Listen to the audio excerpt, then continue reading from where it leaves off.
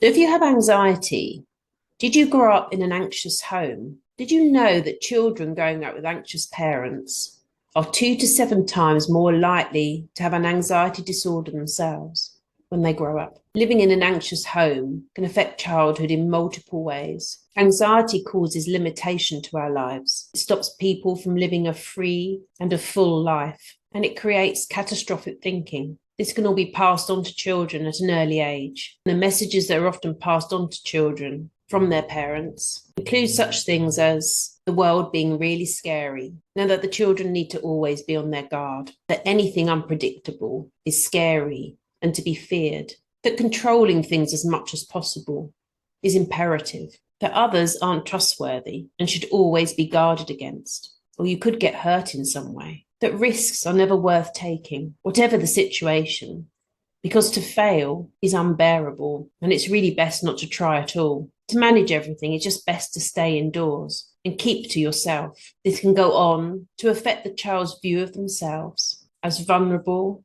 and not capable. Friendships and relationships can be too risky to get involved in. Activities may be seen as too risky to take part in. Fear is learned and becomes the most prominent emotion. If you are a parent or you wish to be a parent and you recognize that you have anxiety, the best thing to do is to tackle it as soon as possible so you can break that generational cycle of anxiety. Many people with the right help can change their patterns of thinking and emotional reactions to create a calmer, more relaxed life for themselves and their children. So just get the help you can as soon as possible. So let's get this anxiety sorted.